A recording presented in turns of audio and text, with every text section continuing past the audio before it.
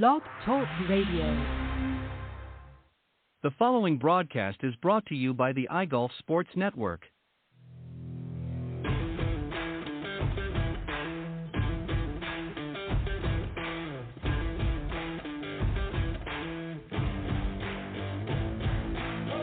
Golf Talk Live is sponsored by the iGolf Sports Network and Golf Tips Magazine. Here's Andrew to tell you more about our sponsors. iGolf Sports is a live stream broadcast and media production company providing quality programming designed to attract the golfing enthusiast. And Golf Tips, the game's most in-depth instruction magazine, including reviews on the latest equipment, tips from top teaching professionals, all designed to help you improve from tee to green. Welcome to Golf Talk Live with your host, Ted Odorico. Join Ted each week as he speaks with some of the best in golf. Sit back, relax, and listen to tonight's show. Let's join our host, Ted Odorico, as he introduces tonight's special guest. All right, good evening, everybody, and once again, welcome to Golf Talk Live. I'm your host, Ted Odorico, and we've got a great show for you this evening. I'm going to be joined momentarily by my very special guest this evening, Barney Adams, who is the CEO of Breakthrough Golf Technology. He's going to be this evening's featured guest. Let me tell you a little bit about him before he comes on. He actually founded Adams Golf in 1988, which, of course, specialized in custom-fitted golf clubs, and ultimately went on to achieve great success with the Tight Lies fairway woods. Notably, Adams Golf was recognized as a Manufacturing Entrepreneur of the Year by Ernst & Young, and Barney personally received from the PGA of America for an award for contributions to the industry and many other accolades as well. And as a result of his passion for the game, he created the company now that he owns, Breakthrough Golf Technology, and talks about the innovations of putter shafts and other shafts as well, but we'll talk about that when he comes on. And then a little bit later on the show, I'm going to unpack another chapter, if you will, in one of the other books that I've written called Mastering the Green, A Comprehensive Guide to Golf. And we're going to talk a little bit about perfecting your swing technique. That'll come on a little bit later. And just to give you an idea, this book is actually part of a 7-book series that I've written over the last many decades. It's taken me this long to put them all together. And they cover a wide variety of topics. I've got, I guess, some little snippets, a few chapters here and there from the different books, just to kind of give you a little bit of an idea. But they're very, very uniquely written in the sense that they're not really written as sort of a traditional novel or book. They're very concise and to the point. Each topic, every chapter, very straight to the point, and gives you a little bit of insight into various components of the game, various things that you can use to help better your game, as well as one of the books obviously talks about the business of golf, which ultimately will assist you for those of you that maybe run your own business and haven't really figured out how to utilize golf as a business tool. So that's in one of the books as well. They're going to be released over the next few months, probably through Amazon initially, and then we'll see where it goes from there. But again, we'll talk about that a little bit later. All right, as I mentioned, I'm going to be joined here tonight by my very special guest. I've already given you the intro, Barney Adams, the CEO of Breakthrough Golf Technology. So let's bring him on and let's begin the show. Good evening, Barney. How are you? Good. How are you, sir? I'm doing very well. Let me first say, I guess third time is a charm. We tried to tee this up a few times in the past and unfortunately ran into some technical issues and had to cancel on you. So I apologize for that, but I'm grateful that you were willing to come back and give us another try. So thank you for doing that. No problem. Listen, I'm 85. I got lots of time. I hear you. So Barney, I'd already done the introduction before you came on. So again, thank you for joining me. So I want to first question I want to ask you is why golf? What is it about the game that has most appealed and has been most interesting for you over your lifetime? I don't think I have a good answer for that outside of acknowledging that it's definitely a passion. I mean, I worked my first club job. I think I was about 13 years old, and I can remember it clearly to this day, and golf has just dominated my thoughts. Is there anything particular about the game that you really appeals to you, though? I mean, there's so many other sports and games out there. What is it about golf, or is there anything specific? Is it just a general passion, or is there anything specific that, I guess, kind of intrigued you about the game? I think it's a general passion. I wrote an article once because I had read a series of different articles, different sources about how golf was fun. And I said that golf is not fun. Golf is very, very hard. And as a result, it's rewarding. You hit a good shot or so on. I used to had a deal going where I would ask guys the last round they played what was their favorite shot. And I always got an answer, like immediately. And I think that's just the nature of the game. It's a very rewarding thing to try. Yeah, I agree.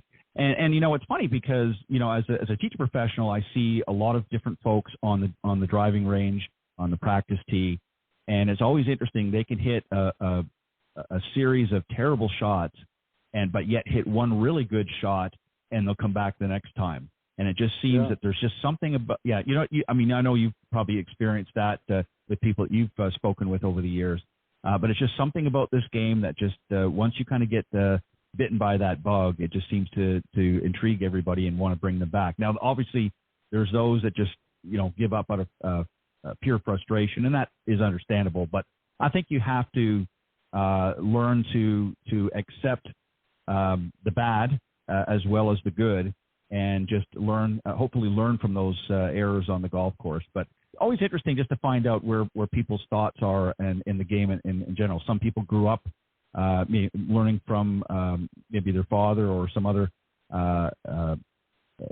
source of inspiration and played from a very young age, and others took it up later in life. And it's always just kind of interesting to get their thoughts on what they find appealing about the game. So as I mentioned in the intro, just before you came on, obviously you started Adams Golf back in 1988, which specialized in custom-fitted golf clubs, and they were a great brand. I know many people that have played. I've used a few of the clubs over the years.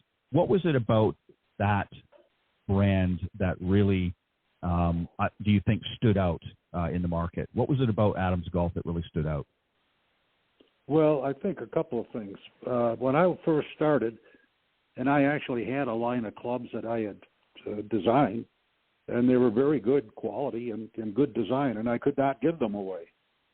And that's when I learned one of the first and most important, or more important anyway, lessons in having a business is you do not sell a product, you sell a service. And when I started custom fitting people, offering the service of custom fitted golf clubs, I was able to sell golf clubs. And that got me started. And then during that time, or over that time, however, when I worked on the range with people, I was doing more than custom fitting. I was analyzing everything. I used to be a field engineer 100 years ago, and I kind of had the practice of just watching everything that the golfers did, and what could I do as a club guy to give them something that would give them more fun in the game. So it was that combination that got me started. It's interesting because I was reading through some of the notes in obviously preparation for tonight, and one of the things that caught my eye, and you sort of alluded to it just a moment ago, is you've always sort of had that unique ability to see kind of what's missing, in particularly in golf equipment. What has been your observation over time? What has been, in your opinion, lacking? And obviously, this will lead into a conversation a little bit later, but in more detail. But what specifically were some things that you've noticed? And there's been lots of innovations coming out, lots of changes that have gone on over the decades. But was there some specific things that you saw that, hey, I think we can do a better job of this? What were some of the highlights that stuck out to you? Yeah, it kind of evolved because, remember, especially back in those days, people carried two woods, generally 1 and a 3, and then a set of irons, a 2-through wedge or even a 1-through wedge, depending upon when you started. And what I noticed was, in fact, I've always told this story. when I had the job at the club when I was 13 years old, I was just a gopher, laborer type. And this was before golf carts. So everybody would push their push cart up against the clubhouse when they got finished playing. And one of my jobs was to put them into the clubhouse for the evening and clean them off. And I can remember to this day cleaning them off, and the long irons never needed anything. They were always clean. And I can remember thinking to myself, why are people spending money on these clubs if they're not using them?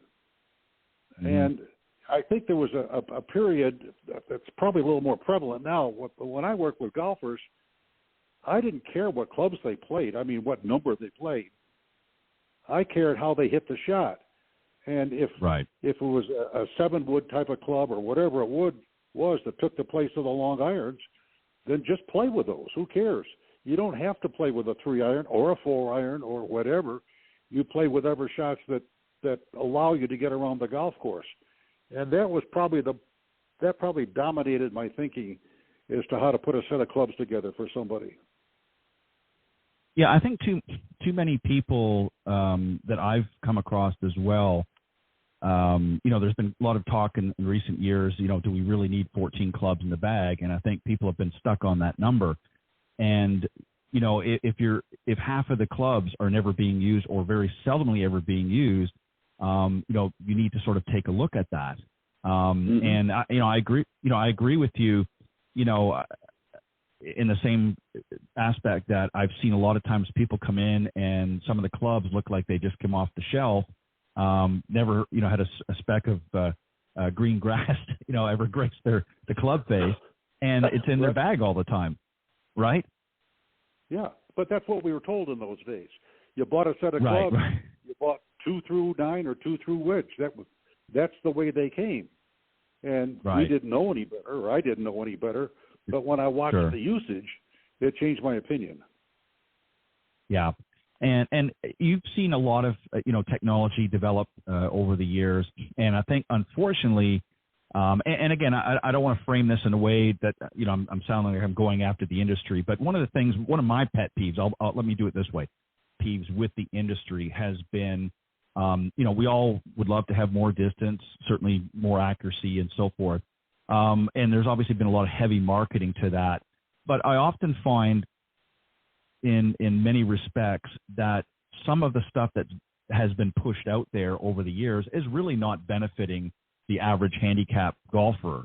Certainly the tour pros benefit many times. And I'm sure that's been something that has caught your eye as well. What do you think golfers, if you were sitting in front of a group of golfers, just 20, 15, 20, 25 handicap golfers, and they were in the market to make changes, what would be some of the advice that you would give them based on your experience and selecting, their equipment? If they were out to buy a new set of clubs. I give talks or seminars, whatever the hell you want to call them, to golfers. Well, the first thing is I kind of have to know where they're coming from, because one change does not fit everybody. So we kind of have to start with that. And then I have to figure out, and I say it that way because sometimes golfers, they're not very realistic, I'll put it that way. But I have to figure out what's the best thing you can do to help them, to make them have more fun on the golf course.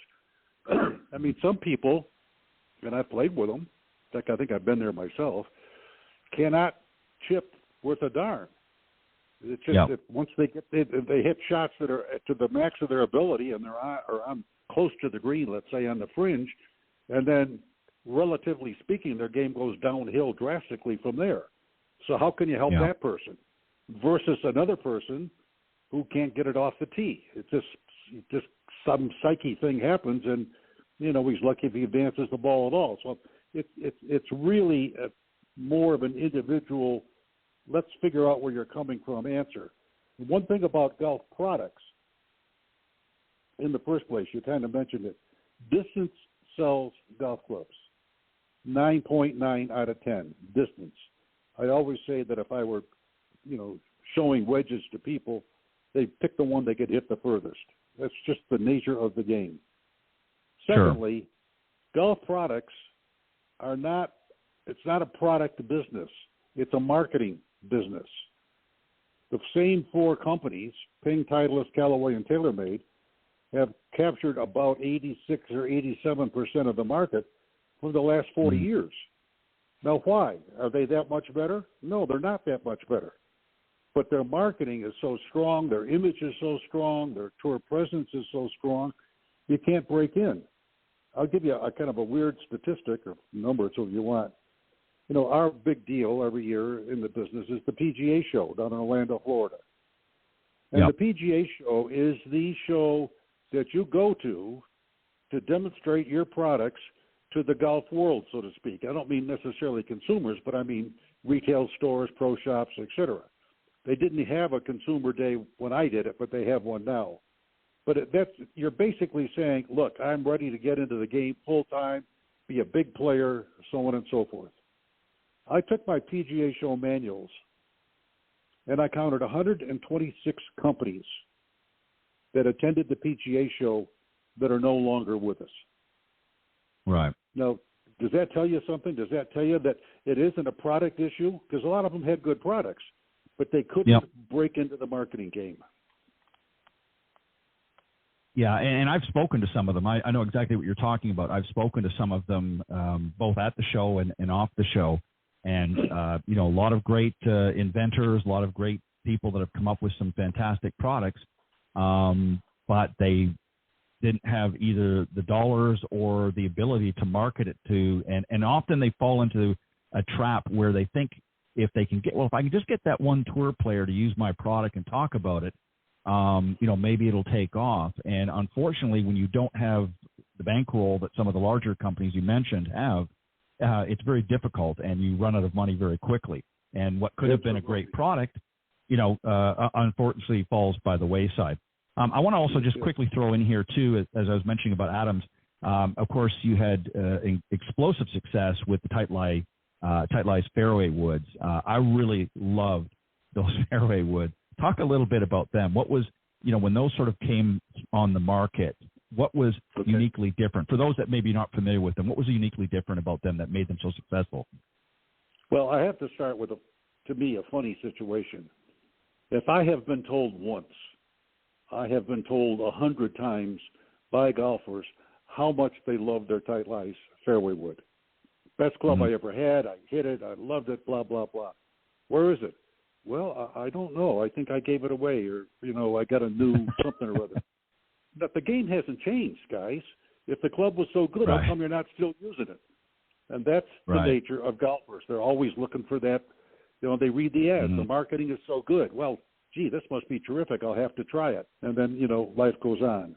The Tightlies came from my experience as a custom fitter. When I worked on the range, and that's what I did. I worked at the Hank Haney Golf Ranch in 1991 or so. I can't remember. But I worked on the range with people, and in so doing, A, I was custom fitting, but B, at the same time, I was collecting data. What can I do to make the clubs better, and so on? And I noticed clearly that the most difficult shot for the average amateur golfer was a long second shot off the ground. That intimidated them. They didn't make good swings, et cetera, et cetera. Well, back in those days, woods were sold as a general rule, a set of 2 or a set of 3, 1-3-5 or 1-3. And the 3 and the 5 were made to look like the driver, because the driver was the selling club, and it made it easier to sell the 3 and the 5. Back in those days, it was the advent of deep face drivers. Well, looking at it from, say, an engineering or technical perspective, you've got to match your clubs to the environment in which they're being used. Ball on tee is an environment. Ball on ground is a completely different environment. So making a club that looks just like a driver, you know, it might look well, but you're not going to hit it very good. And that's what I ran into when I was custom fitting. So this was in Dallas, Texas. So I got my car, drove to every retail outfit I could find to see which company was making fairway woods that worked. And I couldn't find any. Everybody was just doing the same thing, which is pretty normal in the industry, I might add. Yeah. So now I go back and I'm on the range and I'm going through this frustration. And then one evening, and there's no rhyme to reason for this, reason for this, but instead of going home, I went back to this little shop we had where we did repairs and stuff, and it was about 10 o'clock at night. And I just drove there, and I sat down, and on a pad, didn't have a computer, didn't know how to use it anyway, I still don't as far as that goes, but on a pad, I sketched out what I thought the shape of a fairway would be to facilitate the ball-on-ground environment. Mm-hmm. And I had that sketch, as I finished the sketch, the words "tight lies" came to me. No idea how, why, where, whatever, but I wrote "tight lies" at the bottom.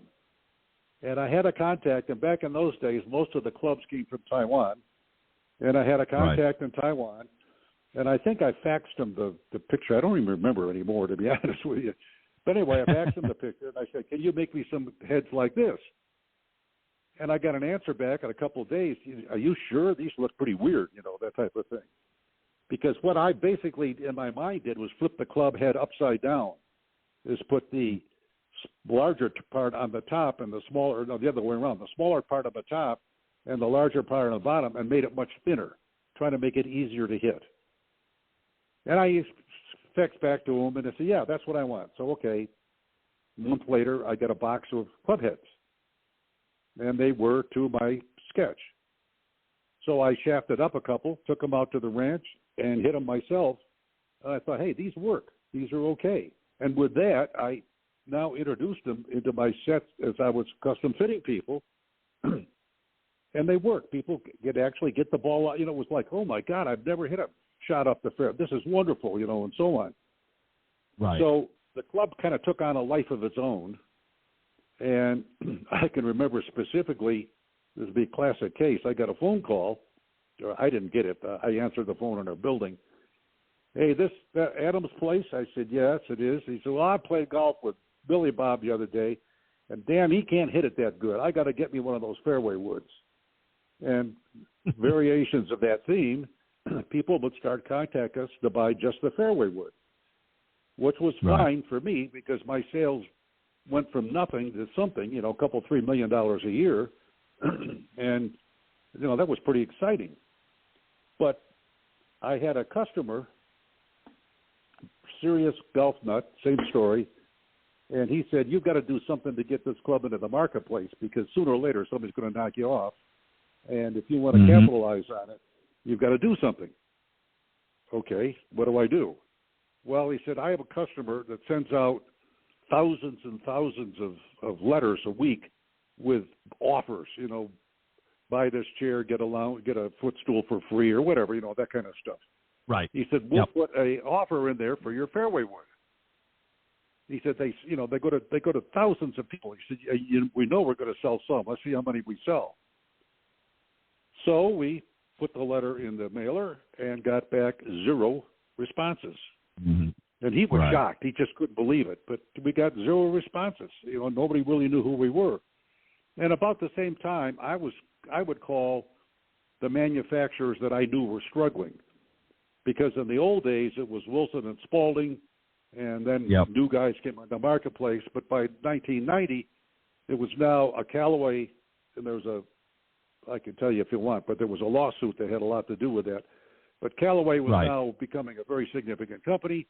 And the Wilsons and the Spaldings and the McGregors, et cetera, were struggling. So I thought, well, what the heck? I'll call them up, and maybe we can work out a deal. They got sales forces, and I got a product, et cetera. And I got 0 response again. Yep. And I had what I call the NIH disease, non-invented here. Mm-hmm. And they had products that they were sure that we're going to flip the switch for them, and none of them did. So now I'm 0 for 2. No mailer, no calls. And he said, "Well, you ought to do a TV infomercial." And my reaction was, what is a TV infomercial? I don't think I'd ever seen one. And he kind of explained it to me. And he said, "You'll need to go see these people in Indian Wells, California." And there's a certain irony there because that's where I live in the wintertime. Now it was Indian Wells, California. And 2 or 3 of the people from that company. We all belong to the same club, small world type of thing. But I didn't know anything. I went out there, green as could be, talked to them, and they were golfers, and they said, "Oh, my gosh, you're the Tight Lies guy. We love this club. This would be a great infomercial, blah, blah, blah. Here's a contract. Look at it on the plane on the way home, and we'll get together." So I look at the contract, and in my mind, the contract is basically oriented about 95.5 in their favor. Now, they were the leading purveyors of infomercials, and, you know, it was their ball game, so to speak. But my attitude, you know, I'm a small guy trying to struggle, so it was more like, well, the heck, I can do what they do. I can get the thing made and so on and so forth. So I found a company in California that just produced infomercials. And with them, they gave me the name of people that bought airtime. But fortunately for us, and luck has a great factor, the Golf Channel was just getting started. Right. And as a result, had a lot of airtime in the evenings that they sold at a very reasonable rate. So we used primarily the Golf Channel, and the end of the story is our Tight Lies on television became the largest selling golf infomercial in history. Now, our objective was not really to sell product on television. Our objective was to get into retail stores and pro shops where we couldn't do it before because nobody knew who we were. And it was a game changer. In fact, I can remember, again, answering the phone. It was a guy with I think at a 10 or 12 store retail chain. He said, "How come you never call on me?" Well, I personally had called on him about 4 times, but I didn't say anything. Right. But it just changed the game. People would go into these places and said, "Hey, do you carry that Tight Lies I saw on television?" And that got us going. You know, it's a very interesting story, and, you know, I remember the early days of the Golf Channel, and I can remember at some point there were a lot, and I certainly do remember the Tight Lies infomercials that they carried at that time. And, you know, they went on. There were a lot of, you know, products over the years that certainly got a very good boost from that marketing. And, you know, to fast forward a little bit, you know, along came TaylorMade, of course, who ultimately purchased Adams Golf and have added it into their, you know, their repertoire. And you obviously served as the chairman of the board for Adams Golf until June, I believe, of 2012.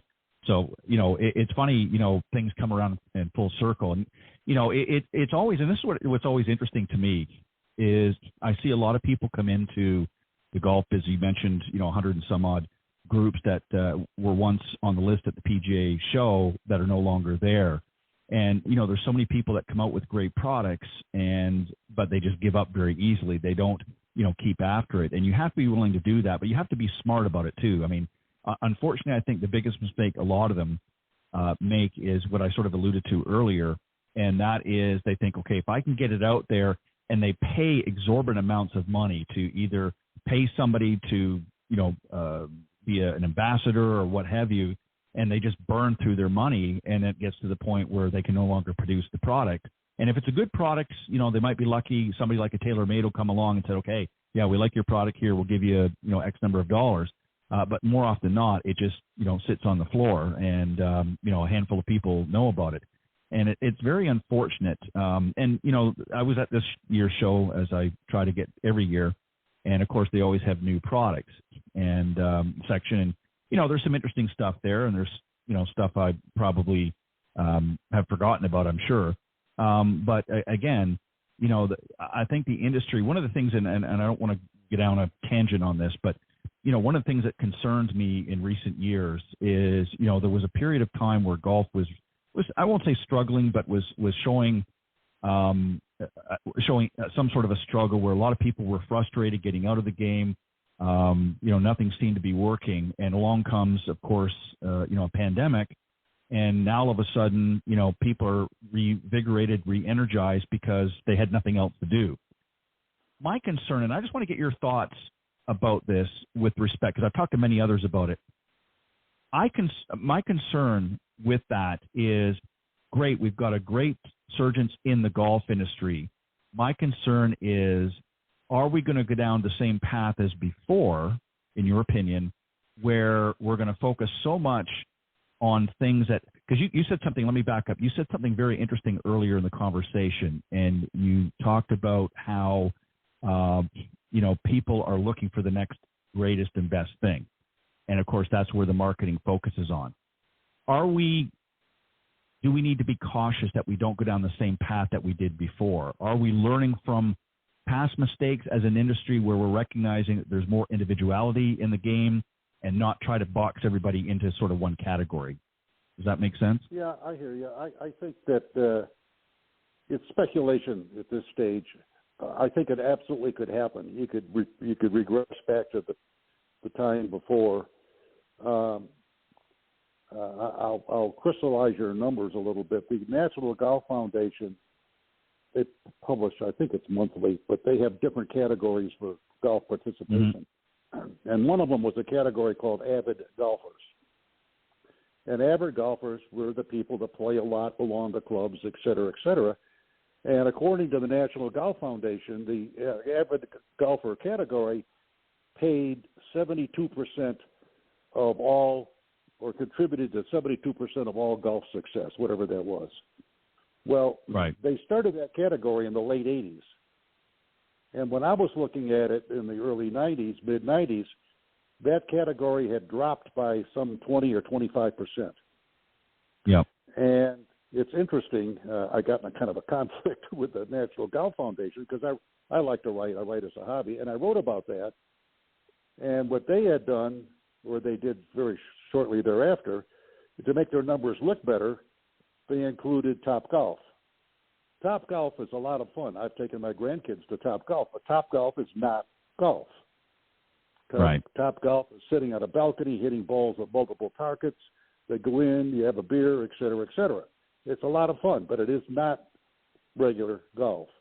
And as you it's entertainment. The thing that, pardon?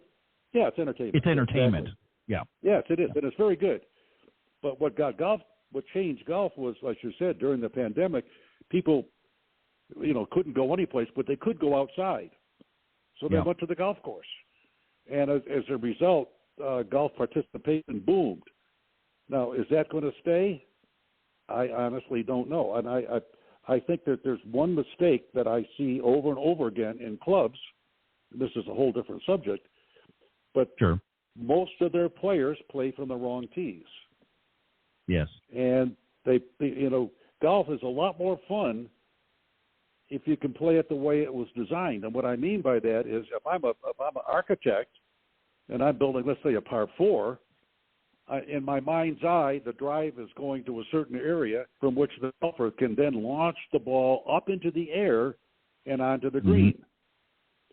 That's fine, except for about 30% of the people who play who don't launch it high enough anyway because they don't have enough speed, or they're playing from so far back that their only chance of getting on the green was to aim at an opening maybe 1/3 the size of the normal opening into the green. And if they happen to catch the shot really well, it'll roll up on the green and roll over the green into some trouble. It's not the way the course was in the mind of the architect. It was not the way the course was designed to be played. And I don't think that the industry has done a good job of educating its participants and trying to guide them to tees where they can enjoy the round. Now, will that catch up sooner or later? Can't tell you. But I think it's, it's a factor.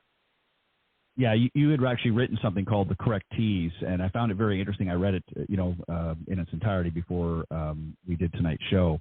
And what was interesting about it, you hit it right on the head. You talk about a number of different factors, one you just mentioned. And you're obviously a big proponent of teeing it forward when appropriate. And, one of the things I like you put in here, you said, I'm against the phrase ladies' tees. And you said you've heard that so many times that a lot of male members ignore the reality and refuse to use them. But the truth of the matter is Nicholas, talked about this very same subject. And he said, obviously he wasn't talking about in his tournament play, but he said, as he's gotten older and, doesn't have the same abilities that he once did, that he believes in moving it forward, let's play. And I like something else that you had said as well here, and this is so true. I can't begin to say how many courses I have been on where they will have multiple tee boxes, if you will, and they line them all like within the same box. In other words, there might be 5 different options available, and they'll put them one right after another. So there's no difference, as you talk about in your article. What is up with that? I mean, that doesn't make any sense. What are your thoughts? No, it doesn't. What I've concluded, it's just an educated guess, but who's in the pro shop? Young, strong kids, right? As a general rule, yep. Or even older guys, but they're all good players, and they gravitate to the back tees, or maybe, if anything, one set of tees up. Their mind is not working in the environment that we're talking about here. And my argument is, look, just take a golf course. Let's take a Joe Smith private club for the sake of it. Could be anything. Sure. But about 30% odd, I'm guessing that's educated guess at this, or even 40, are older people that if they want them to maximize their enjoyment, you move them up. Yeah. Well, these guys don't think that way.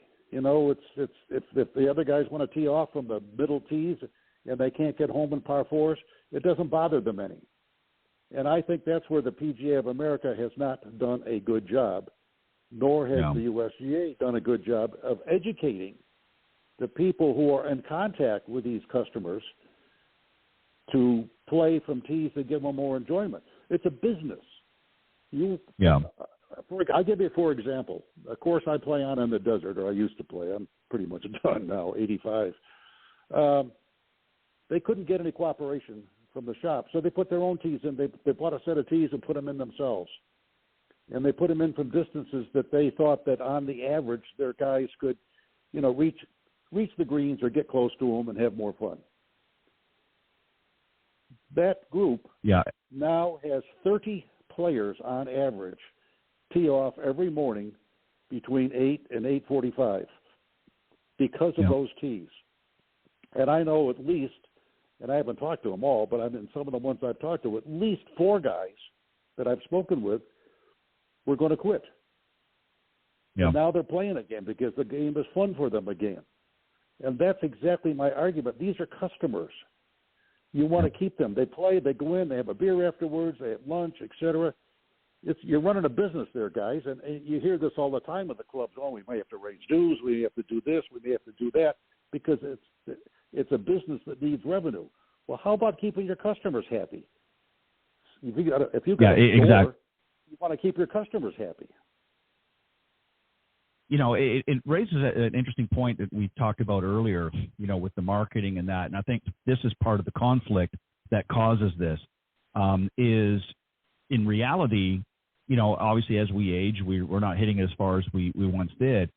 But I think a lot of golfers, and of course, we'll leave the ego out of it for a second when it comes to the guys. I think the ladies are much more, to the guys, it is somewhat of an ego thing. But, when you're bombarded with marketing, hey, 10, 20, 30 extra yards, there's no incentive. That's the truth. There's no incentive for them to, hey, like you said earlier, let's be realistic. Okay, I'm not hitting it as far as I once did. I can put whatever, club together I want, and I might see a modest increase, but it's not going to be significant enough to move me back to the championship tees, when I've been playing the forward tees. So, you have to be realistic in your own personal assessment. And I think it's also inherent, not just of the PGA of America or USGA as organizations, but the members out there, the teaching professionals out there. Let's, and I think a lot of them are now. I think it's changed. It is starting to change. But I think that's something that needs to be addressed as well. Is, hey, let's encourage these people. We want them to have fun. We want them out there. As you said, it's a business. But let's be realistic with them, and let's get them to be realistic as well in their own abilities. That doesn't mean there isn't room for improvement and some modifications, but you get to a point where you're not competing at the same level that you once did, and it's a fact of life. I want to move on because shoot 65. It's not going to happen. Right, exactly. So let's talk about breakthrough golf technology. Tell us about the birth of that. How did this come about? Obviously, I'm assuming, it's a culmination of everything you've done before. Tell us a little bit about, first, what is the company? Tell us a little bit about its background, and how did you decide to come through and give this a breath of life? Well, in the first place, you'd think I'd have enough brains to retire, but I don't. Going back to your very first question, there's something in me that's hooked on golf, and that's just the way it is. I don't know how to say it any other way. Now, fast forward, a friend of mine, his friend was a NASA photographer, and he had a camera that would shoot at 100,000 frames a second, which we thought was pretty interesting. And we used it to frame the putting stroke. And what we found out was that it looked like kind of a smudge, frankly, when you look at it through the camera. But what it meant was that the shaft was oscillating slightly. Well, if you think logically, back in my early days, what were putters like? They were Bullseye, Tommy Armours, Walter Hagen's, lighter heads. Today you have the perimeter weighted putters, massive, relatively speaking, amounts of weight on the heel and toe. So the putter heads are much more heavier. Mm-hmm. What hasn't changed are the putter shafts. Right. Basically the same ones that were used 30, 40 years ago. Well, the head is now heavy enough so it's slightly, very slightly stressing the shaft. But if the head is stressing the shaft and causing this slight oscillation, that means that the putter face is reacting in a similar manner. And any instruction on putting starts with the putter face being square at impact. So if you make a perfect stroke and the putter face very, very slightly oscillates to affect the putter face, you're not going to putt as well, purely and simply. So we thought, well, what can we do to fix that? Well, there's a lesson here that had actually been tried before. You could have a heavier shaft or a wider diameter shaft. But both of those feel very different to the person that's putting. And that is one thing you cannot do. You cannot introduce something that feels different. Putting is too difficult a process anyway, and introducing something that's that different just isn't going to make. So we made a graphite shaft that had the same weight, the same balance point, same everything as steel, except for the fact that we had a patented process that eliminated any chance of it was going to oscillate. And that was our first product. And we still sell a fair amount of them. It's a very, very good product. But we got talking to ourselves, or amongst ourselves, and we said, well, wait a minute. If we can stabilize the putter, why can't we stabilize other clubs? Mm-hmm. Now, if you remember back, at least I do, in the old days, the most popular irons in the history of golf were the Ping I2s. Yep. And Ping I2s in those days they were on allocation. You couldn't get them. I mean, people would offer to pay more and so on, and everybody played them. Grandma, grandpa, college kids, whomever could get them, played the Ping I2s. Well, this would be a good question to ask one of your club fitting customers someday. Mm-hmm. Every Ping I2 iron ever made in the history of time had an X shaft in it. Now, how does that work? How do people of all ages, strengths, swing speeds, etc., play X shafts? But that went on for years. The reason they were X shafts, and I talked to Karsten Solheim about this, is he had designed a very, very good head with a Ping I head. And he knew that there was a potential for the shaft to oscillate with the speed of the swing, and he thought that could screw up his good head design. So to preclude oscillation as much as possible, he made X shafts standard in all of his products. Well, what we have today is a shaft that doesn't oscillate, but we have it using graphite technology, which really wasn't available then. It can be done with different flexes, different weights, and so on. So it's a modern-day version, but the idea is not that much different than what Karsten did, as I said, 40 years ago or whatever it was. And here's the thing that people don't understand. I've had this asked of me a lot. how do I get the swing faster because I want to hit it further? And my answer is you're working on the wrong thing. It's not a question of swing speed. If you miss, the sweet spot on a driver by a quarter of an inch, and just measure a quarter of an inch and see how tiny that is, you will lose between 9 and 15 yards depending on your swing speed. Yep. That's huge. That's just unimaginable. So if you give somebody a shaft that is stable through the swing, you're greatly increasing their ability to hit the ball in the center of the face and with the club pointing where they want it pointed. And those are the kind of results we get. We started with wood shafts. This is a very difficult thing to do, so I want to emphasize that. The iron shaft is in the works, and, we got some other stuff we're working on. My daughter runs the company in Dallas. She worked for Adams for 10 years. I frankly stay away because if I go there and spend a couple, 3 days walking around, people are going to wonder why the hell I'm there, so on and so forth. So I do my stuff long distance, and right. It keeps me involved, and they're doing well. I mean, good for them.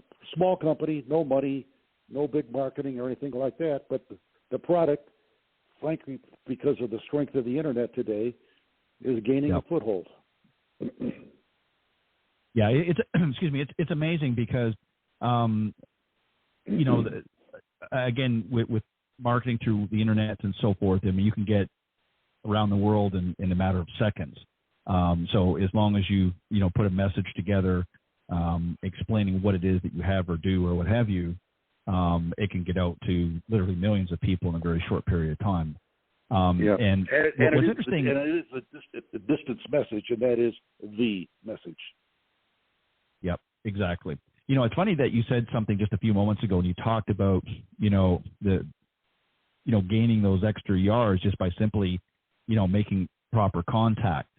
I don't know how many times I've had the conversation with golfers, on the lesson tee, and they're talking, well, I just want to get an extra, X number of yards. And I said, well, if you'd hit it, if you'd swing the club properly and hit it in the right spot, and instead you don't have to swing any faster. Yeah.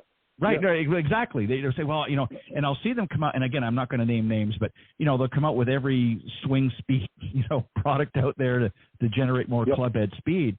And that's not and again, let me back up here and say, I think they're great for helping people, build a little momentum in that direction, but it is not, and I don't care what club. I've done this test personally. I've taken an old TaylorMade when they first come out with their metal woods. I've taken one that I had in the bag for years, and I've seen guys. And this time when Callaway came out with the Big Bertha, and I've seen guys come out bragging that they were going to stripe it X number of yards past me, and I said okay, and I'd pull this old jalopy, as I used to call it, out of the golf bag, and I hit it 20, 25 yards past them. They couldn't believe it, because they thought this technology was going to give them. And I said, the difference between you and I is I'm hitting it in the right spot. Mm-hmm. And I would show them, of course, I would show them what they were doing wrong, and instantly they would see more distance. Not swinging any harder, not any faster, nothing. It was just, and see, that's what they don't understand is when they see these tour pros and they're playing certain shots, obviously they're playing much different equipment than the average golfer, but when you see what they're doing, they're swinging out of their shoes, but at the same time, they're making solid ball contact. And the only way their equipment is that much different is it's regulated. The lofts are regulated. Right. I laugh all the time. I hit my 8-iron as far as I used to hit my 5-iron. Well, the reason is that today's 8-iron is 5-iron loft of 25 years ago. I mean, lower the center of gravity, decrease the loft, hit it further. Everybody's happy. Yeah, exactly. So you guys introduced the women's stability tour shaft. Multiple colors, women like colors, of course. That thing. Tell us a little bit about that. What's unique or what's special about this? It's a funny story. At the club where I belong, I don't play much anymore in the desert. I had this gal knows my wife, and she came over and she said, "Hey, I love this shaft. I play these. These are the outfits I wear on the golf course. Can you make the different colors to match the outfits?" I'm thinking, gee, I never thought of that before. But well, we actually did, and the gals love it. Listen, yeah. What percentage of the women amateurs that play golf couldn't use 10 more yards? 98. Oh, of course. Come on, it's a big deal for them, and they love the shaft. They really very very happy. I benefited because they would play the shaft and like it, and so they would cook up snacks and stuff and drop them by the house for me. I was happy with that, so I got a win out of the thing as well. Yeah, you got to throw a little splash of you got to throw a splash of color in there just to make them happy. But yeah. But that's the whole thing, and it goes back to really a common theme, and that is to know your customers. You're there. It's a service. It might be a product that you're, moving out in the market, but it's still part of a service. And if you're not providing that service to your customers, exactly. It doesn't matter what you're pushing out there. So yeah, you have to listen to them, and that's really what it's all about. And I think I've been thinking about this though, really for the whole segment of the show. And when I asked you, why golf, and you said that you just have a passion for it. I think really, if I was to sort of sum it up, Barney, is I think that part of your passion is, and when I say a lot to say, I don't mean necessarily verbally, but I think in actions. I think that you have been given a gift to really be able to isolate problems, issues, things like that, and part of your passion is to solve those problems.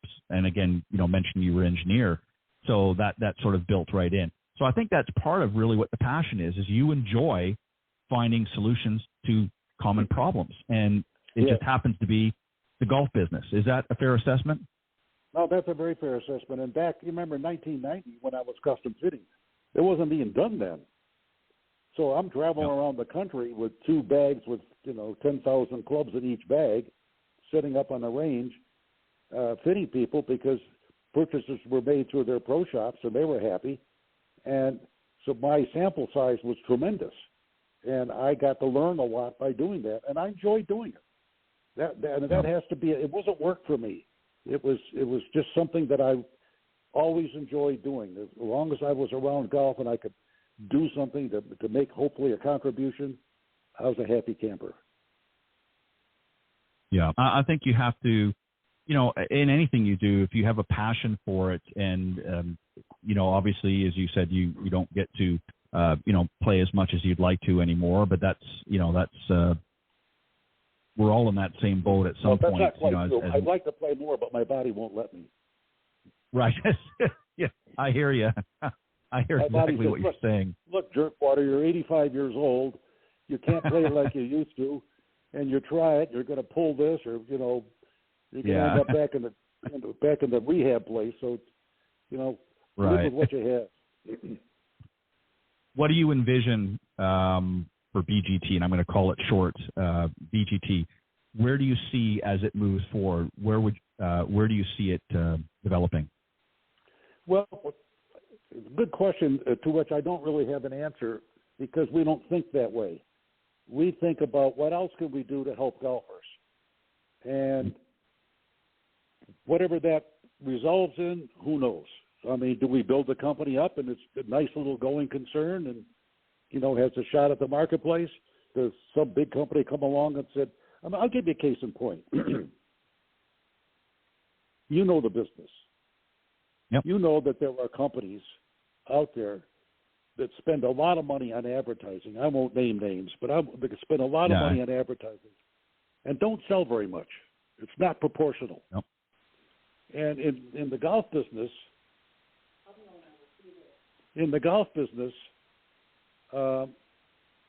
you really make most of your money off of woods, 135, whatever the hell they are, and so on and so forth. Okay. Yep. So if you're a company and you're spending money on advertising and your wood sales are minuscule, they're not in that 86, 87% of the market that I was talking about. There's some fraction other than that. And then here's this guy in Dallas who's got a decent reputation, and it's got this shaft that really performs well. Why the hell wouldn't you go talk to them? Yeah. I mean, what can we do? How can we work out a deal? Because this will make my drivers better. Yeah. I can't answer that one. So I don't know what's going to happen.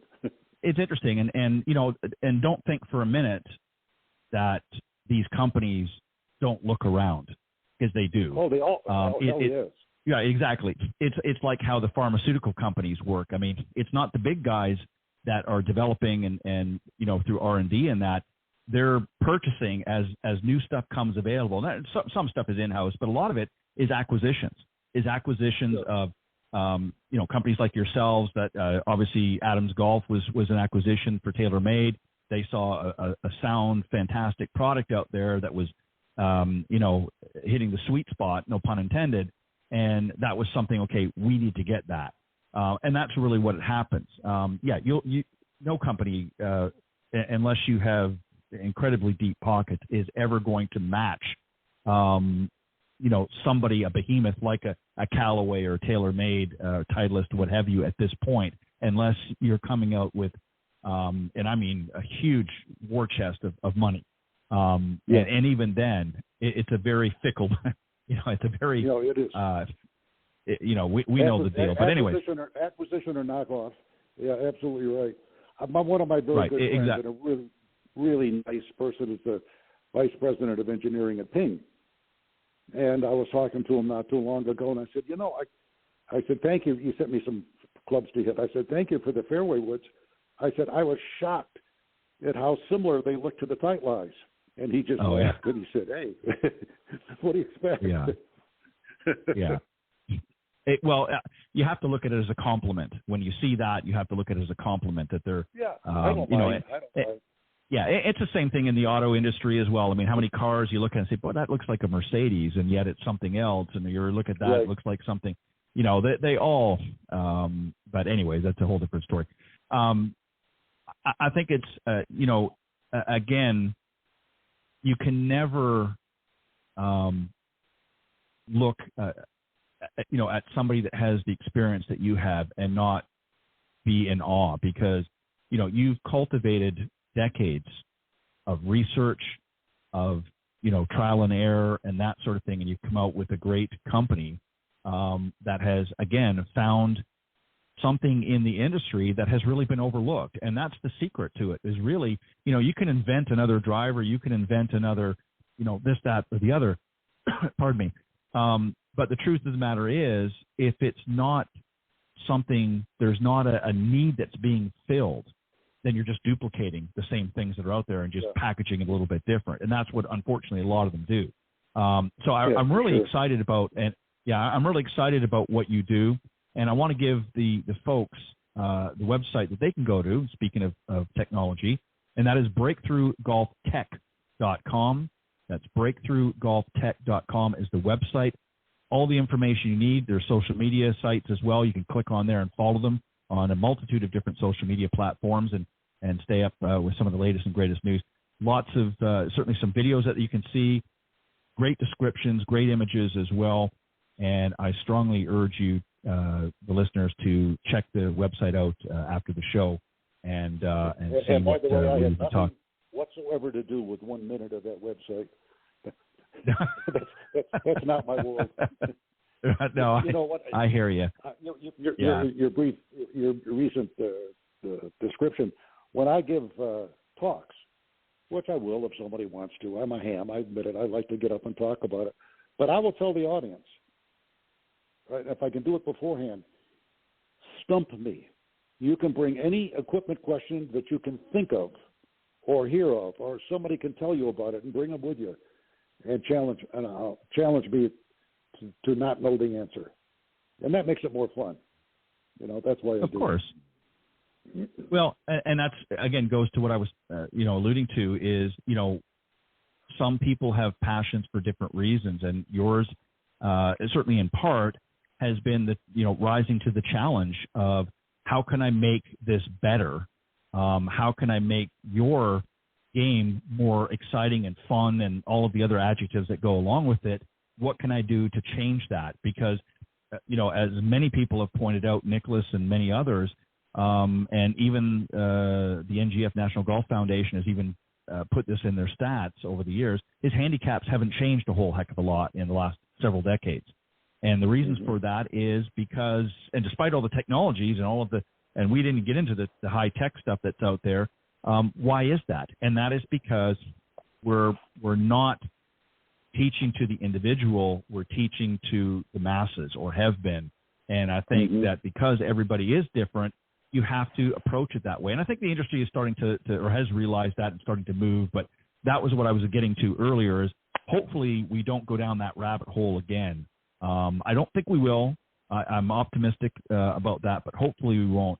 I really like what you're doing, Barney, and I think it's going to continue to be successful. And I'm excited to see what the future holds for breakthrough golf technology. Yeah, so do I. I mean, I like I say, I try and help them out wherever I can, but we got very, very good people there, and they're all serious about the game and serious about making real equipment. I guess that's the best way to put it. I couldn't agree more. Well, Barney, thank you very, very much. Again, that website is breakthroughgolftech.com. Again, breakthroughgolftech.com is the website. Go and check it out. A lot of great information there. You can learn a little bit more about the company. You can purchase whatever you want right off the website, and you can learn a lot more about their products. But Barney, thank you very much for joining me tonight on Golf Talk Live. I appreciate it. I hope you come back and join me again. Sure, I'd be happy to. And I don't know, we didn't mention this, but I don't know if you've ever seen the book I wrote called The Wow Factor, which is basically a day-to-day story of my life in the golf industry. But it covers a lot of the stuff that we just talked about and a little bit more. Well, if you've got an extra copy laying around, I would love to. I will mention that to Tracy. I'll get you one. I'm actually, I've got a couple left. I don't sell them. I give them to people. Well, I would love to get my hot little hands. Yeah, I would love to do that. And definitely take a look. But say, that guy's a nutcase, but whatever. No, I'm sure I probably agree with most of what's in the book. So, but Barney, thank you very much. Barney Adams, my very special guest this evening, CEO of Breakthrough Golf Technology. Have a great weekend and much continued success. And one other thing I do want to mention before I let you go, and I neglected to do this, not only are you an avid golfer and fisherman, but you're also active with two charities, the Ryan Foundation and the Folds of Honor. Thank you for that, for recognizing and giving back to your communities. I think it's fantastic that you do that. So again, the Ryan Foundation, exactly, and the Folds of Honor, both very reputable organizations. So thank you for doing that. Barney, have a great evening, and thank you again for joining me on Golf Talk Live. Not a pleasure. Bye-bye. All right, thank you. Okay. Bye-bye. All right, that was my special guest, Barney Adams, again, the CEO of Breakthrough Golf Technology, the original founder of Adams Golf, as I mentioned earlier as well. So definitely has a great repertoire of all kinds of interesting history in his life, and very happy to have him on the show. All right, before I continue on, as I mentioned, I've got an interesting discussion. I'm going to talk about a new book that is going to be released as part of a 7-book series. But before I do that, just a couple of quick messages from our sponsors. Be right back. When it comes to golf, there are two topics that consistently come up: more distance and more energy. But hey, what if you could achieve both? Introducing Victory's carbon fiber insoles, the revolutionary performance insoles designed specifically to help golfers hit longer. Using patented carbon fiber technology, VKs do more than support your feet. Many golfers see a 1 to 2 mile per hour increase in club head speed just by adding Victory insoles to their shoes. So if you want to up your game and feel better after a long day on the course, choose Victory's carbon fiber insoles. Visit Victory.com, that's VKTRY.com, and use code GT20 for 20% off today. This offer is exclusive for listeners of this podcast. Again, visit Victory.com and use code GT20 for 20% off. Order today to start feeling the difference on your next round. The following ad is sponsored by Golf Tips Magazine. Are you tired of being short off the tee? And what about those 3 putts? Forget about it. It's time you got serious about your game. Golf Tips, the most in-depth magazine in the industry. For over 30 years, Golf Tips has delivered expert content such as the latest golf instruction from America's top pros, simple to follow practice and game improvement drills, fitness and mental game tips, equipment, training aids, accessory and apparel reviews, golf destinations and travel tips for every budget, and so much more. Don't miss a single issue. Go to golftipsmag.com and subscribe today. All right, welcome back to Golf Talk Live. I'm your host, Ted Odorico, and just wrapped up the first part of the show with, again, my special guest, Barney Adams, the CEO of Breakthrough Golf Technology. Very interesting gentleman, 85 years young and still going strong in business, and definitely want to check out their website, and I'll give that to you in a little bit later on as I get ready to wrap things up at the end of the evening. As I mentioned at the start of the show, one of the things that I wanted to do was to sort of discuss one of my new books that's going to be coming out. They have not been released yet. There's 7 in the series. This one's entitled Mastering the Green, A Comprehensive Guide to Golf. And I'm going to talk about Chapter 3. I know in the original notes that I put out promoting the show, I think I used Chapter 2, but I've gone in and corrected that. So I'm not going to be talking about Chapter 2. It's Chapter 3 I'm going to talk about, and that is perfecting your swing technique. So I want to talk about that. I think there's some interesting little nuggets that is going to help you, and this is just sort of a sneak peek, if you will, into this upcoming book, and it's going to be available on Amazon.com in the months coming up.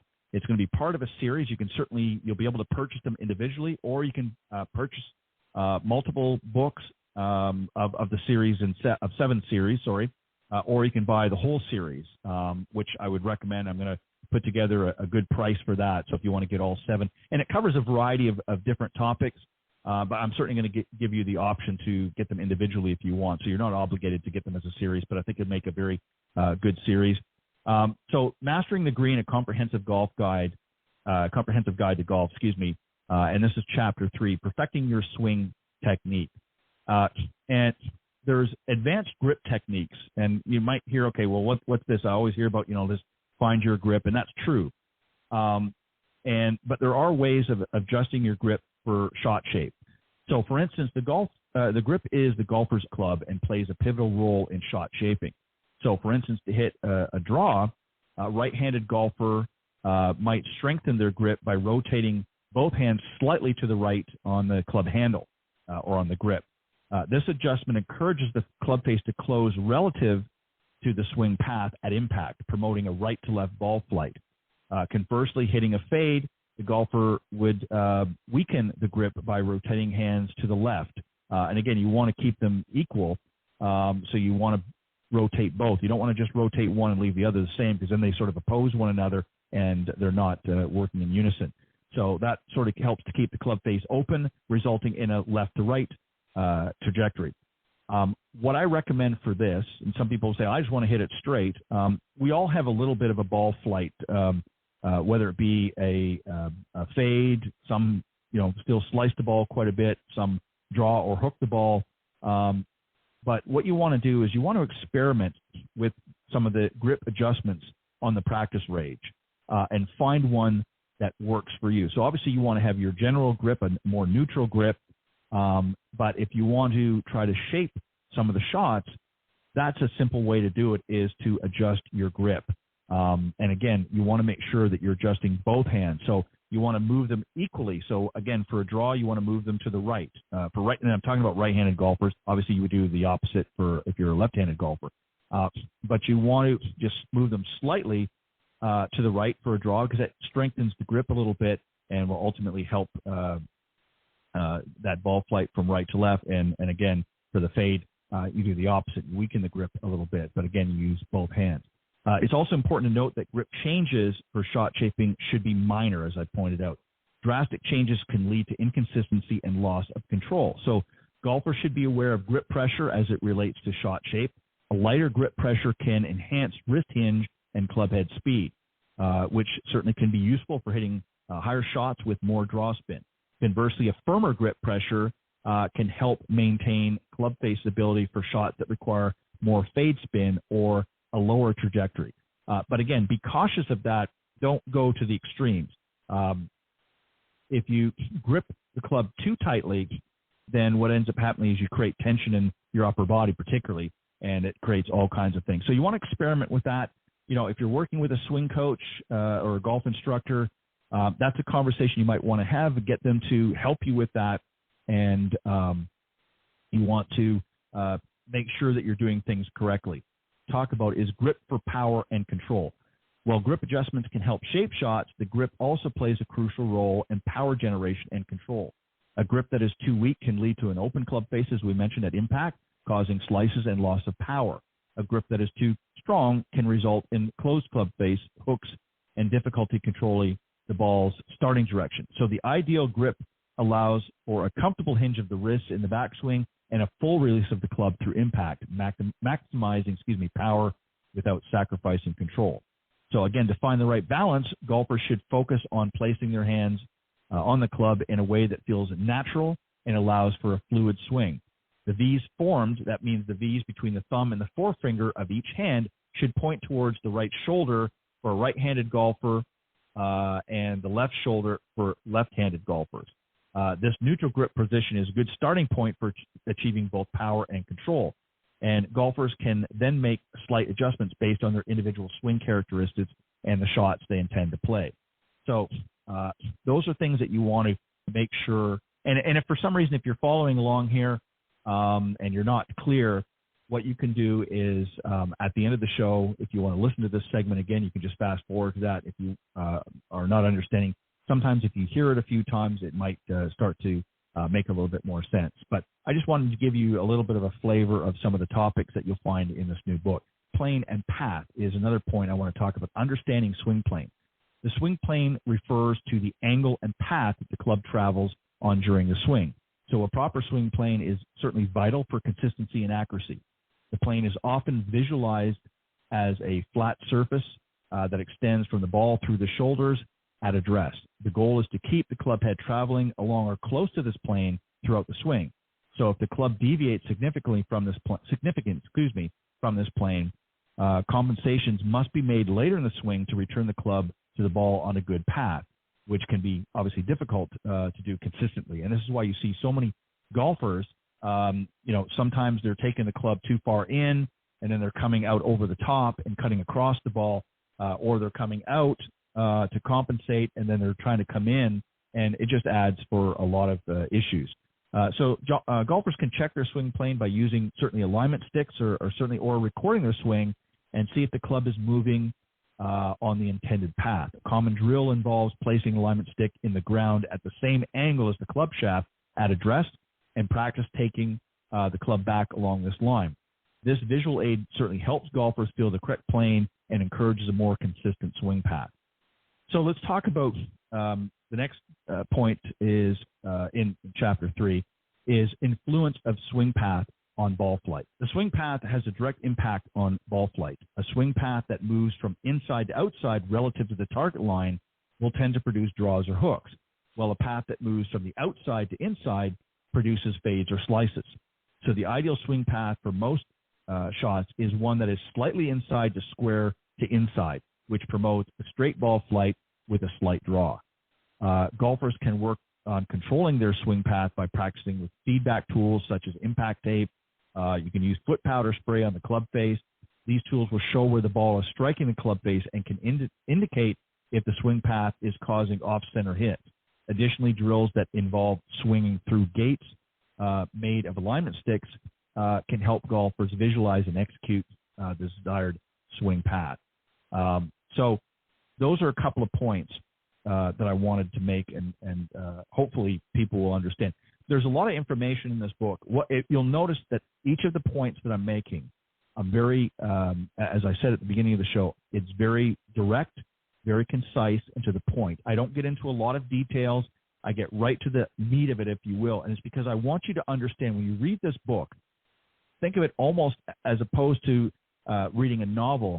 It's a sort of a reference guide. The chapters, as you'll see if you purchase a copy of the book when it becomes available, you'll see that they're laid out in such a way that each point is very well highlighted. It's very well categorized, so you can get right to the meat of it. And obviously, in the table of contents, you'll be able to go right to where you need to, and you're not going to have to read through chapter after chapter after chapter to get to key elements that may be pertinent or important to you. Another one that I want to talk about is swing tempo and rhythm. This is one I've written as the editor and publisher of Golf Tips magazine. I have written articles about this. In fact, I wrote one recently. And this is some great feedback that I got from some of the folks that read it, said that this is something that they've really sort of missed the boat on. So the importance of consistent tempo. Tempo, what does it mean? It refers to the speed of the golf swing, and rhythm is the flow of the swing from start to finish. So consistent tempo and rhythm certainly are essential for timing and coordination, which are in turn critical for striking the ball solidly and consistently. A rushed or inconsistent tempo can lead to a breakdown in mechanics and poor shots.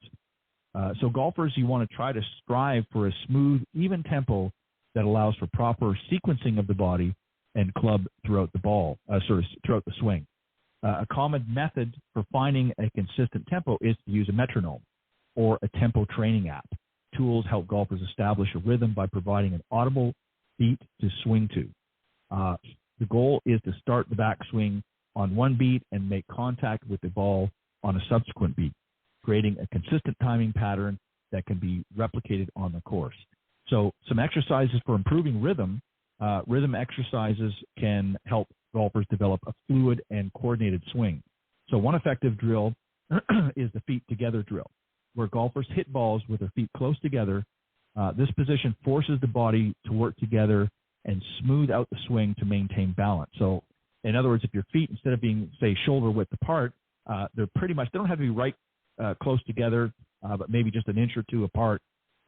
What happens if you try to swing too quickly and you don't have any sort of rhythm or timing is out, you'll start to fall one way or the other, whether it's in the backswing or not. So the position forces the body to work together, as I said, to smooth out the swing and maintain balance.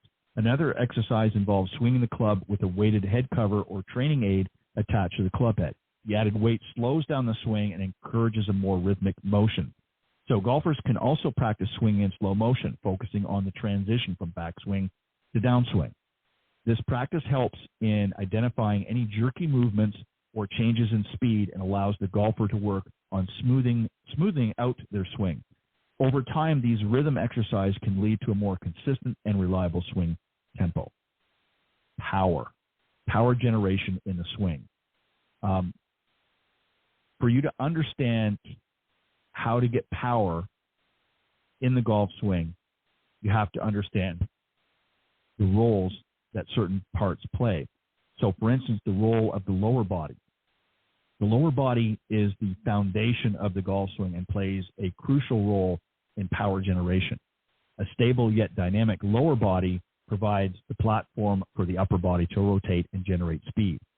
The downswing begins with a slight lateral shift of the lower body towards the target. It's not a big slide, it's just a slight lateral shift, followed by a powerful rotation of the hips as the kinetic chain allows for the transfer of energy from the ground up through the body and into the club head. So golfers, for instance, can improve their lower body action by practicing drills that emphasize the correct sequence. One drill, as an example, is the step drill. You might have seen Gary Player do this, where the golfer steps forward with the lead foot to initiate the downswing. This movement encourages a proper weight shift and hip rotation. Another drill involves swinging with resistance bands attached to the legs, which help build strength and awareness of the lower body's role in the swing. Another point to help with power generation,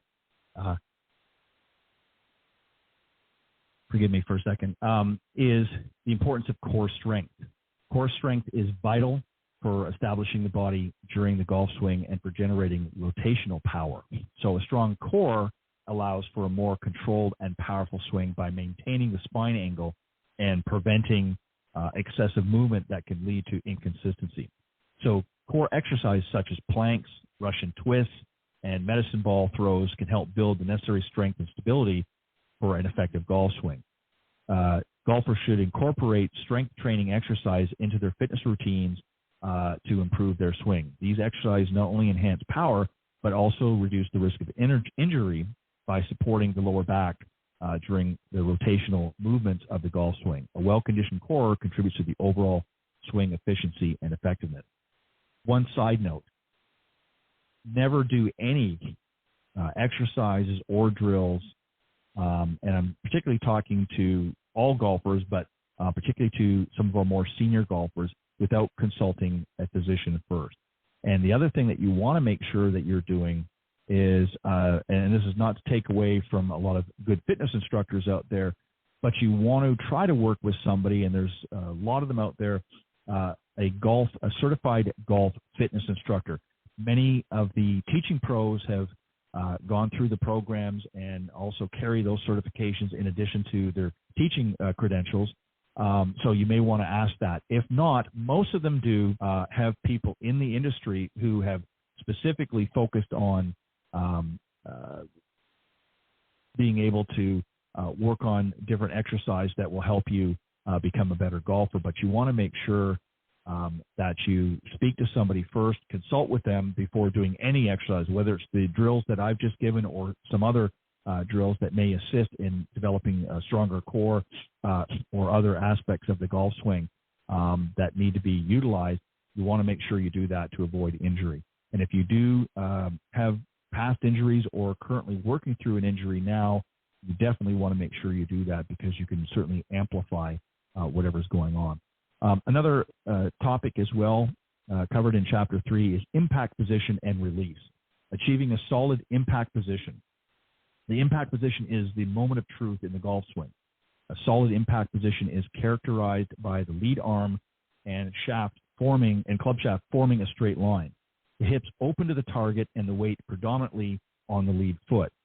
The position allows for maximum compression of the golf ball and optimal transfer of energy. So golfers can work on their impact position by practicing drills that focus on a more flat left wrist for right-handed golfers and the feeling of the hands leading the club head through impact. For improving impact position is the punch shot drill, where golfers hit short, controlled shots, focusing on maintaining a firm lead wrist and a stable lower body through impact. This drill will help ingrain the feel of a proper impact position and will encourage a more penetrating ball flight. So again, it's the punch shot drill. You're hitting short, controlled shots. You're not taking full swings, and you want to maintain a firm lead wrist, meaning that you're not going to let it get overly flexible throughout the shot. You kind of almost want to feel like you're holding off the club. Lee Trevino was very good at doing this, and he would really hit some low penetrating shots. And that is going to work in a multitude of ways to help you down the road. Understanding and controlling club release. Club release, refers to the unhinging of the wrists and the rotation of the forearms through the impact zone. A timely and controlled release increases club head speed and ensures that the club face is square at impact, leading to straighter shots. Golfers can practice controlling their release by swinging a club with an impact bag or cushion placed at the point of impact. This exercise helps golfers feel the correct release point and prevents flipping the wrist too early, which can lead to hooks or weak shot. Another drill involves holding the club with just the trail hand, right hand for right-handed golfers, and making half swings, focusing on the rotation of the forearm to square the club face. This drill helps develop a sense of how the trail hand contributes to the release and can improve club face control. So I've also put in here some swing faults and fixes. So here's a couple of common swing faults. Even experienced golfers can fall prey to common swing faults such as the slice, hook, fat shot, and thin shots. Slice is often caused by an open club face and an outside-to-inside swing path, which we talked about earlier in the chapter, while a hook is typically the result of a closed club face and inside-to-outside path. Flat shots occur when the club strikes the ground before the ball, and thin shots happen when the club contacts the ball too high in the face. So identifying root cause of these faults is the first step toward correction. There's no point in guessing at everything. This is where the use of video analysis or working with a coach to pinpoint some of the issues in the swing that can lead to these undesirable outcomes. Once identified specific drills and practice routines can be implemented to address and correct the faults. Some drills for swing fixes, for slices, drills that promote a square club face and an inside to inside swing path are certainly effective. One of the drills is the tee drill, where a golfer places a tee in the ground just outside the ball on the target line and practice swinging the club head to miss the tee on the downswing. This encourages an in-to-out path. For hooks, drills that keep control to help control the face and prevent excessive rotation of the hands through impact are also useful. A simple drill involves hitting shots while holding a grip training aid that encourages a neutral grip position.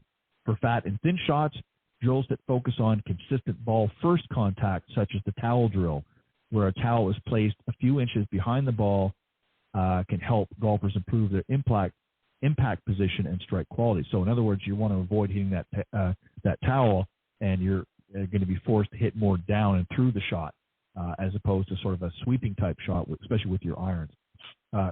Advanced shot techniques, obviously we talked about fade and draw.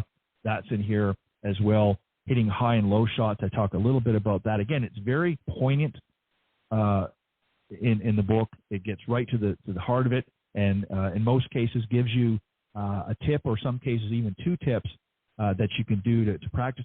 But again, if you're working with a swing coach, you can certainly talk to them, and they can put some other drills that maybe I don't mention in here. I mean, there's literally dozens and dozens and dozens for every imaginable predicament.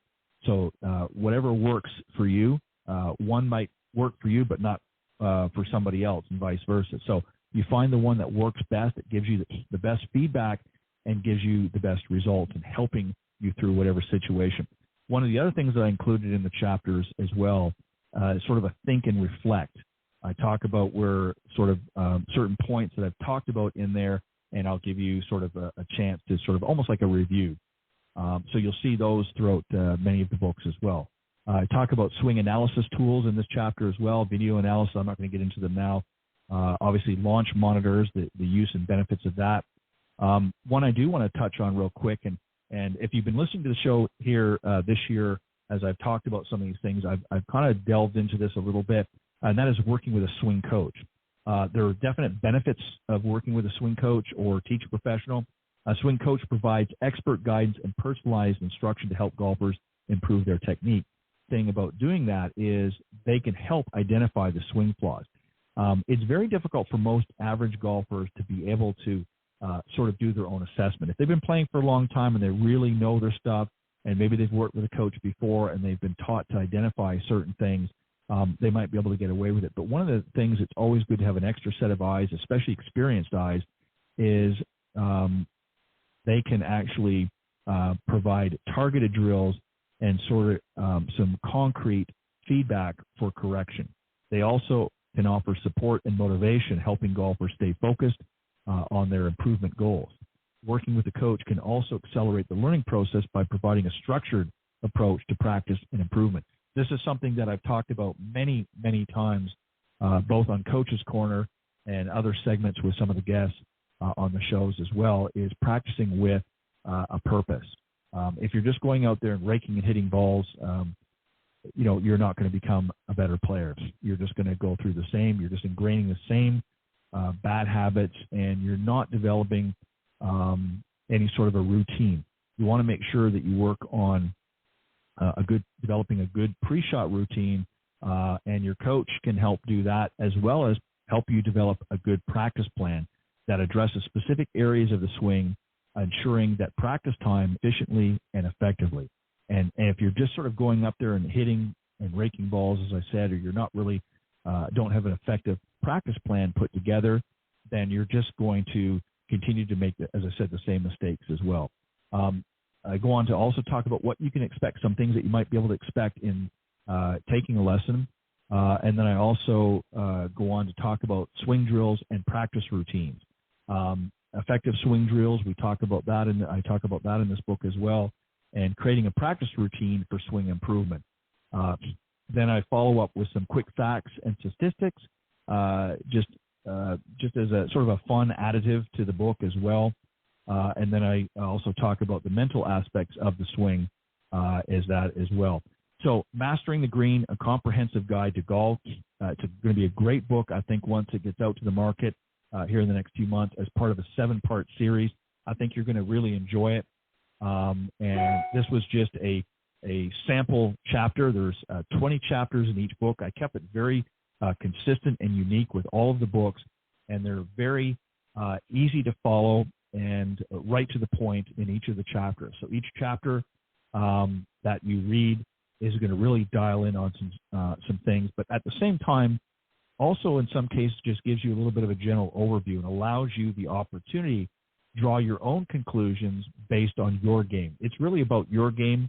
It's not about my game or anybody else's. So you want to make sure that when you're reading these books that you apply it to your game.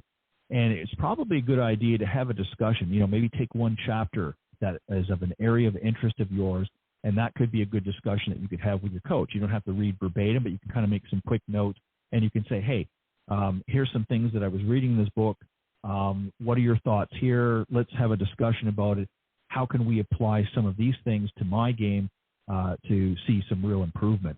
And again, you don't have to do everything, but this is going to give you certainly an overall, as I put it, a comprehensive guide to golf. And Chapter 3, as I said, focuses on perfecting your swing technique and just gets right down to the meat of things. So I think you'll enjoy it. I'm going to keep you posted as to when they will be available. As I said, initially they'll be available on Amazon.com, both in digital and still the verdict is still out whether it's going to be available in just digital and paperback, whether it'll be a hardback version. But I will certainly keep you posted. Definitely will be a digital version, and I believe I'll give you the option if you want to order it in a version as well. But I'll definitely keep you posted on all that. But on that note, I want to thank everybody for tuning in to Golf Talk Live this week. As obviously, as I'm sure you all noticed, we didn't have the Coach's Corner again this week.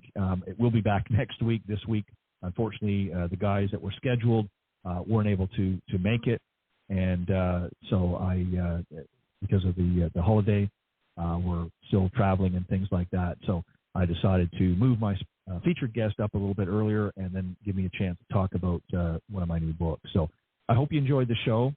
Again, if there's certain things that I've been talking about here in the last little bit, or if you want to hear more about my special guest, Barney Adams, on the earlier part of the show, CEO of Breakthrough Golf Technology, talking about shafts and just about golf in general, former founder of Adams Golf, and obviously the Tight Lies Fairway Woods. You'll all remember those if you've been around for any length of time. Great products. You'll hear more about that as well in the earlier segment. On that note, everybody have a great rest of your week, great weekend, and I will be back with the Coach's Corner and another insightful guest next Thursday right here on Golf Talk Live. God bless everybody, and thank you for joining.